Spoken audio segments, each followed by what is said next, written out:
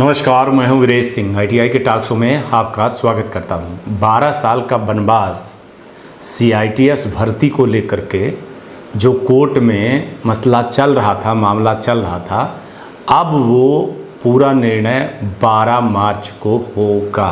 12 साल का वनवास कोर्ट ने 12 मार्च को फाइनल किया है कि क्या उनको फिर से आगे वनवास जारी रहेगा या फिर सीआईटीएस वाले जो उम्मीदवार हैं उनको घर वापसी होगी। ज़्यादा कुछ नहीं कहूँगा, क्योंकि मीडिया ट्रायल हो जाता है।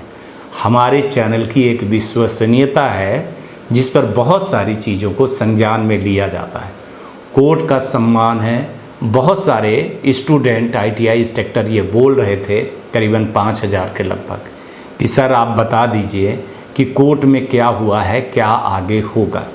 देखिए, मैं अभी बाहर था, मैं कल ही आया हूँ रात में, सुबह मैं नहीं जग पाया तो अभी वीडियो बना करके आपको दे रहा हूँ कि कोर्ट ने बार बार जो है तो टाइम स्टेट को क्यों दिया।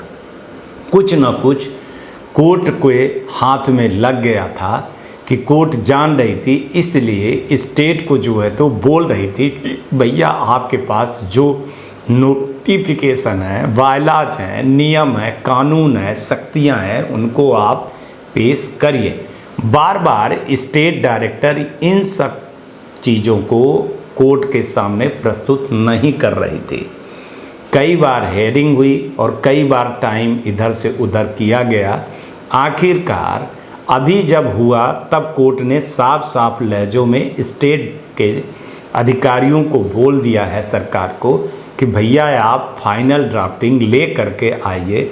हम 12 तारीख को 3 बजे के लगभग, 3 साढ़े 3 बजे के लगभग हम फाइनल जो है तो सुनवाई कर देंगे।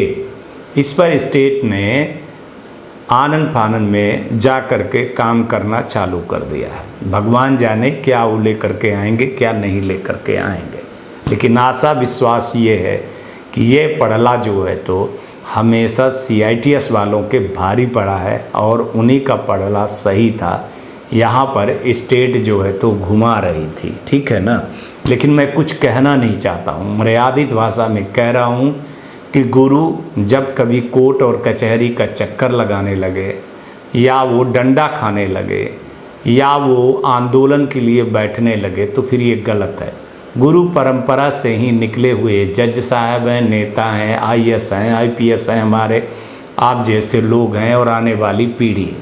कम से कम गुरुओं को और छात्रों को तो कोर्ट और कचहरी से सरकार को और सभी को बख्श देना चाहिए, क्योंकि ये मामला शिक्षा के लिए है।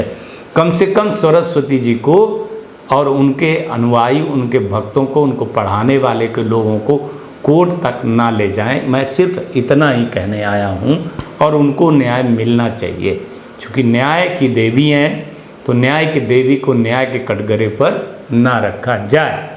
बाकी बोल रहा हूं कि आशा और विश्वास रखिए आप। थोड़ी देर हुई है, थोड़ी नहीं, 12 साल 2014 से लेकर के 26 तक की जो लड़ाई है, ये 12 साल आपको वनवास भोगना पड़ा है।